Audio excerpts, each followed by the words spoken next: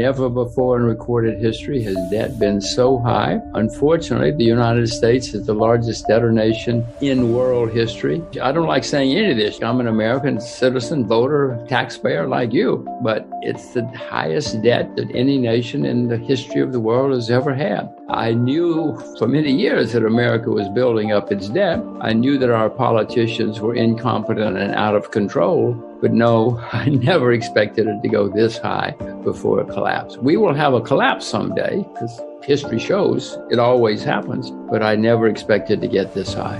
Theory going around now called MMT, more money today. They say, don't worry, we'll just print it. We'll just print it. There's not a problem at all. So if you listen to them, you should not worry at all. However, I have read a little history and I've been around a while. And I know that throughout history, when you build up gigantic debts, eventually it leads to a crisis or a semi-crisis. We had a problem in 2008, as you remember. Well, since then, the debt has skyrocketed all over even China now has a lot of debt. China helped bail out the world in 2008, but even China now has a lot of debt. So it's going to be a big mess. Okay, so let's say we have a new Bretton Woods. What are they going to do? You wipe out the debt? Well, there are a lot of creditors who are not going to be particularly happy if they wipe out the debt. Endowments, insurance companies, pension plans, they're not going to be very happy if all of a sudden they found out the debt is wiped out. So sure, we can have a new Bretton Woods. We can all drink good wine and lots of tea and coffee, but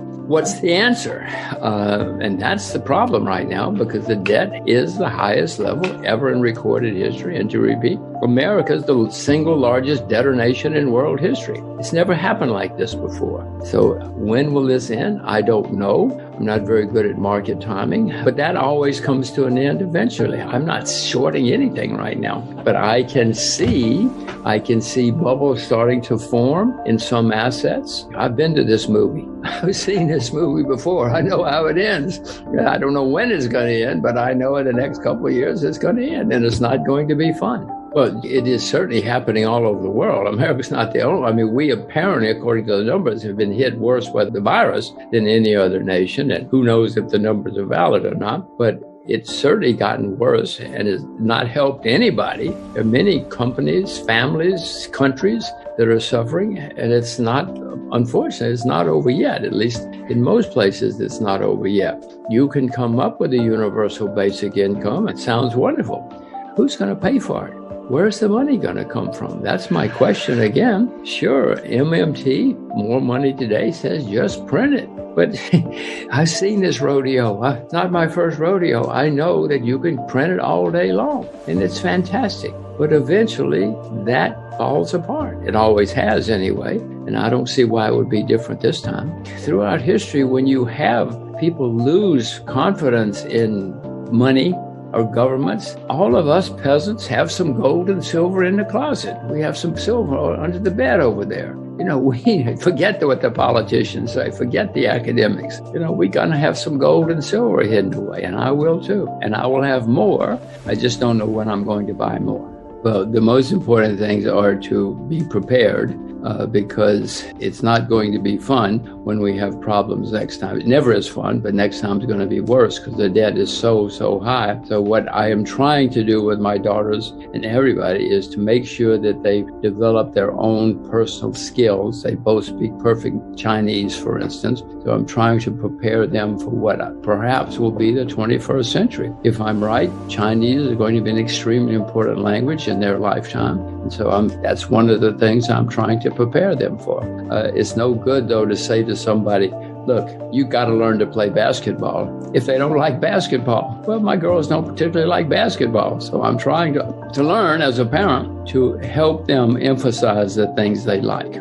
I have been teaching them since they were born that they must save their money. One of the first things I did was to give them piggy banks, 6 piggy banks to be exact, so that they would learn that when you get money, you save it. Money is not to be spent, it's to be saved and ultimately invested. And so since they were little babies, whenever they got money, they learned to go over and put it in the piggy bank. As you know, many people's lives have been destroyed because they didn't understand money. They ran up debts. They didn't have savings. They didn't invest. So the most important thing that I wanted them to learn was money is to be saved and invested, not spent. And I think that is sinking into them.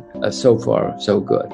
I have learned that you cannot do enough homework, research, preparation. There's always more you can do, and you better do it because something will hit you out of left field otherwise.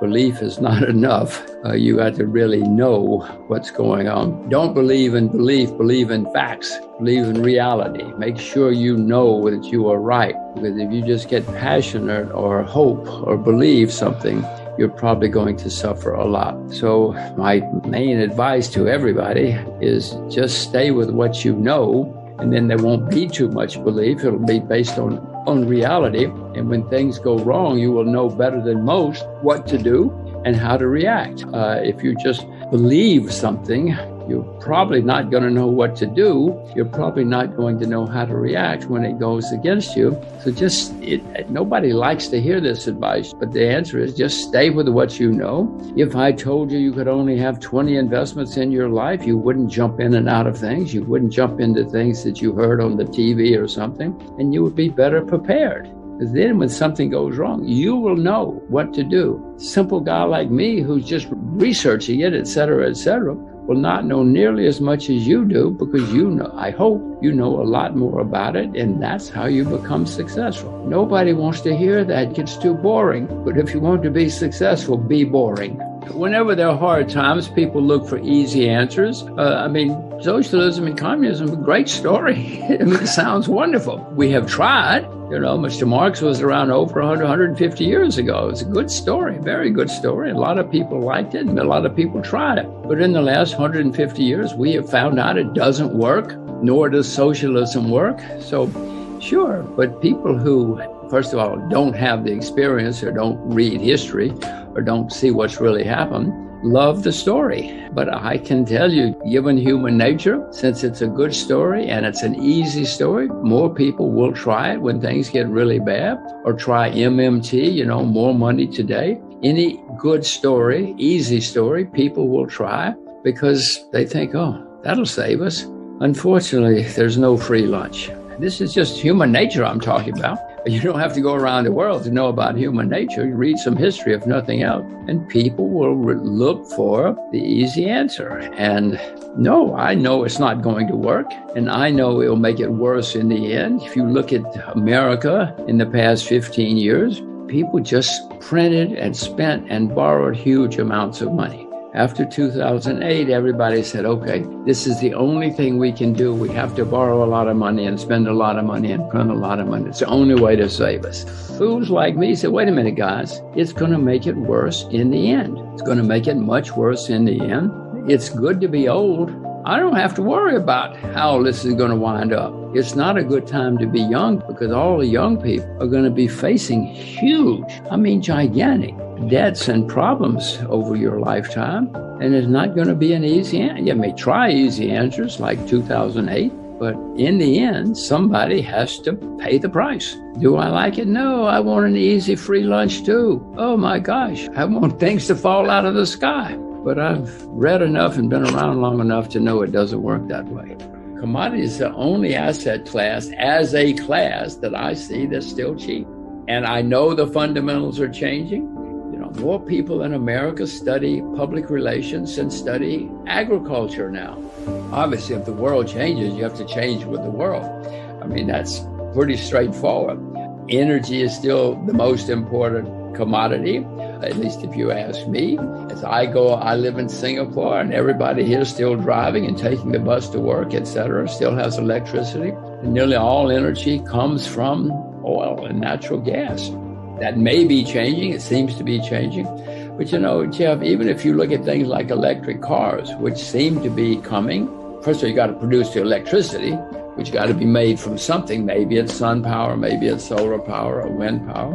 But electric cars, for instance, use 5 times as much copper as regular cars. So, yeah, the demand for oil may go down, but the demand for copper is going to go up, and lead and lithium and other things.